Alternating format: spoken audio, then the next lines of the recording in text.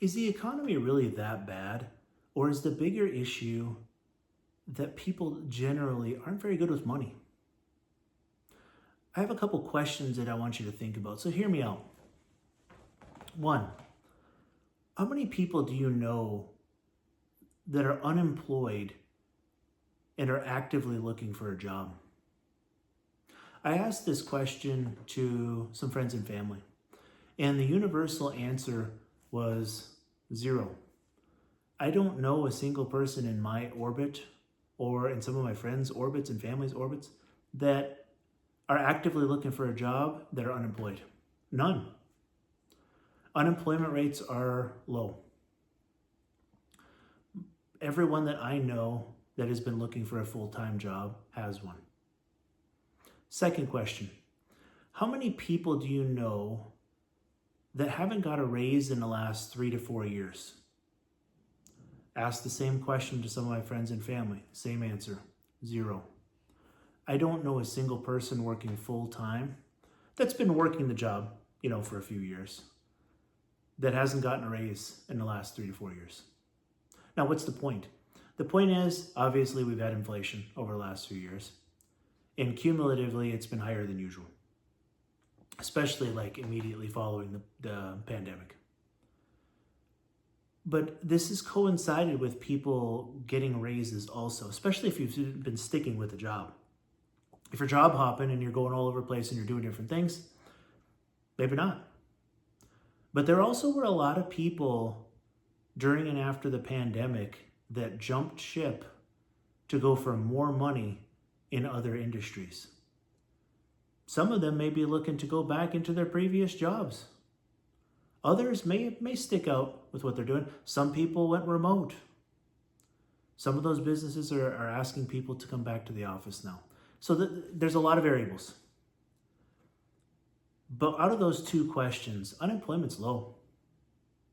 And people have been getting raises. Now, has it kept up with everything? I would say in some areas, probably not. So for example,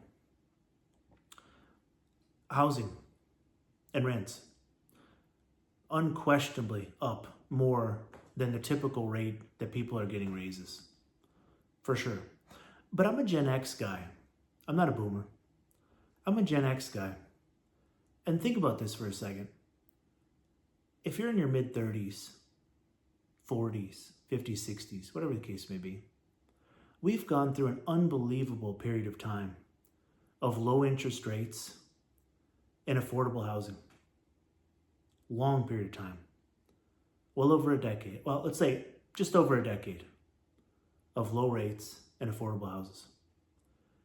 If you're in that age bracket, you aren't currently in a home, it's either bad timing, like you sold right before the pandemic and then couldn't get back into something, or you just didn't buy. And so my question was, if you're in that age range and you don't have a house, why? We went through a long period of affordability with low rates. And if people didn't buy houses during that period of time, would they want to buy houses now? I don't know what the answer to that is. Like I said, I'm a Gen X guy. This is my 4th house that I've owned.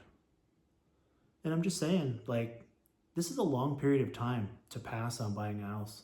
Again, maybe your timing was bad, whatever the case may be. But something to think about. I recently traveled to Michigan for a funeral. And I went through some airports, one of them being Chicago. Part of what I observed was all the flights that I had walked by, all these gates, packed. A lot of these gates, there wasn't an open seat. These flights are packed.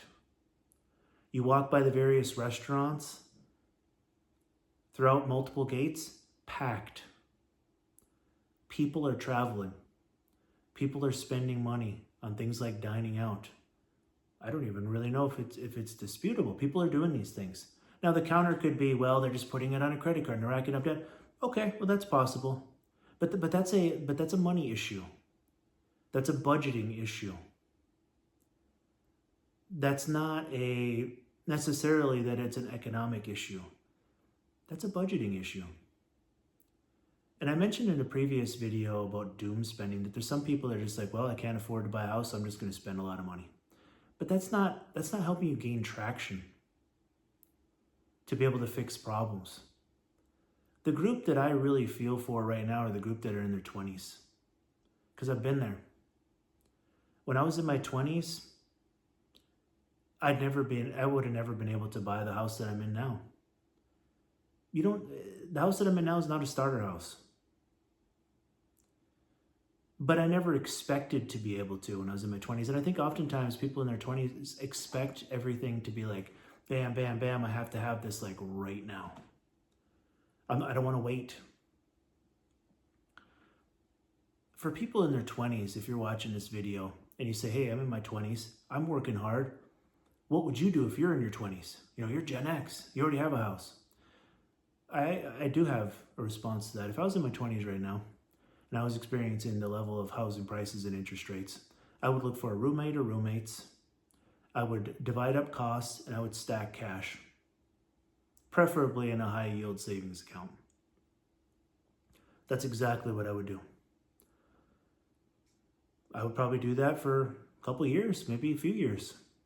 Whatever it took to get me a large enough down payment, an emergency fund, assuming my debts were paid off. If I had debts, I'd pay off debts first. I'd pay off debts. I would build up an emergency fund, and I would build up my savings for a down payment for a house. That's what I would do. It's not going to happen overnight. Stuff is expensive. But in the same respect, not all places have the same type of cost of living. I live in Alaska. It's pretty expensive up here. California's pretty expensive. One of the higher tax states. New York. Florida has become super expensive. I used to live there. Right now in Florida, property insurance oftentimes is doubled, tripled, quadrupled. These are real numbers. I know people down there. They've told me. Property taxes in Florida, way up. Value of properties go up, property taxes go up. And the insurance piece is due to the hurricanes that they have down there. HOA fees have gone up. They had the disaster in that condo building, felt horrible, for those families. But they changed some of the regulations to where condo associations have to have full reserves to replace things. What's caused a lot of condo fees to go up in special assessments. So prices are way up. What I have noticed is, though, I got family and friends in the Midwest, cost of living in places like Michigan, based on the areas I've researched, significantly lower. So if I was in my 20s, not only would I do those things I mentioned earlier, I'd also be conscientious on where I live. I'd consider living in the Midwest. I'd consider living in a place like Michigan. I would think about it. I'd research the cost of living and I'd think about living there. Look, weather-wise, we're not getting into politics. Weather-wise, California seems like a great place to live, but it's expensive and it's a high-tax state. I personally couldn't afford to live there. And I'm aware of this. I don't think I could really afford to live in Florida right now either. Because you have to figure out, what industry you're in, what kind of money you're going to make, what's the cost of living. Midwest is a place where I think I could afford it. Something to consider. I like where I'm at right now, so I do plan to stay in Alaska at least for a time, so, But if I had to, again, I want to talk about some solutions. I watch a lot of channels that do a lot of complaining because I think a lot of the negativity gains traction. Because it's easy to complain about the economy. This isn't a political video. It's easy to complain about the economy. I'm more interested in focusing on solutions than I am just harping on and complaining about things. I'm more interested in trying to come up with ideas to make things better. Now, a few things too. So when I was growing up in a small town in Michigan, we never went anywhere on spring break. We didn't even know people that went anywhere on spring break. I'm not complaining about that at all. The reason why I'm bringing that up is people travel a lot more than when I was growing up, and travel's expensive. Something to consider in a budget. How much are you spending on travel? Can you cut a vacation here and there? I like to travel.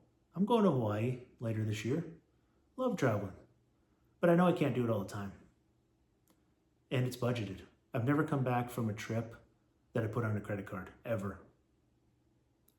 You know, and growing up as a kid, we traveled a lot less. Another thing that's different, we didn't have $1,500 iPhones or Androids, whatever the case may be.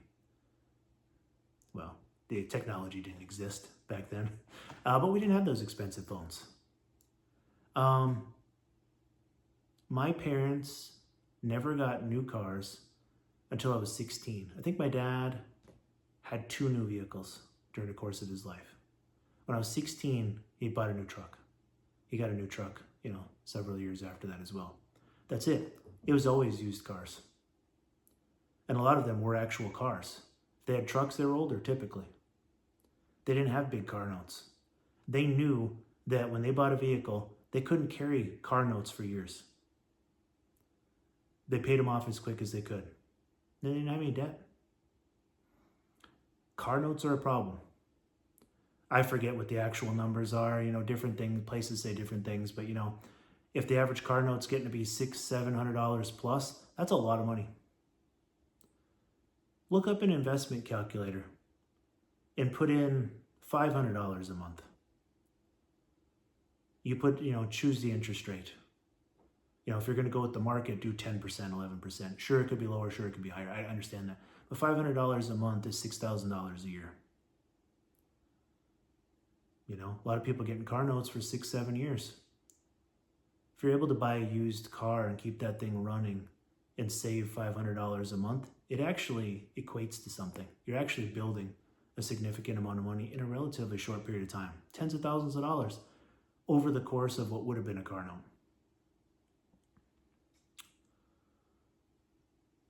So here's where I'm at.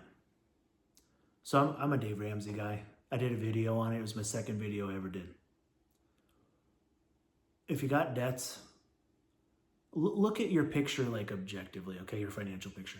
If you have debts and that's actually what's dragging you down, get rid of them. Get rid of the debt.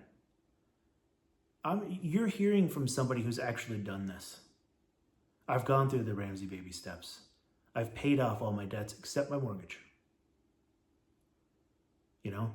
I can deal with these higher costs of groceries because it's something I learned in Econ 101. Substitutions. I like eating steak. Price of steak's gone up. I look for substitutes. I buy pork chops. I buy chicken. I buy hamburger, whatever the case may be. Some things, if it's cheaper, I'll buy it bulk. I did a video on this where I showed you what $100 in groceries buys in Alaska. My grocery budget's between $100 and $125 a week. When my name brand cereal went over $6, almost $7 a box, I bought the store brand. Cut it in half, almost literally in half. Substitutions. A friend of mine gave me a life hack and said that a certain store in town has discounted meat on Sundays that's within a day or two of expiring, or maybe expires that day. I do that once in a while. As long as it's still good, what's the difference? It's like half price or 40% off, 30% off, whatever the case may be. You gotta find ways to save money. I don't think I'm especially roughing it right now, but I'm making different choices. This isn't a video where I'm just trying to be like, hey, I know all the answers and you don't. That's not what it's about. It's about, let's acknowledge what the issues are and let's try to address them and let's try to come up with some solutions. If you like this type of content, if you haven't already, if you'd consider subscribing, that would be great. And I'll see you in the next one.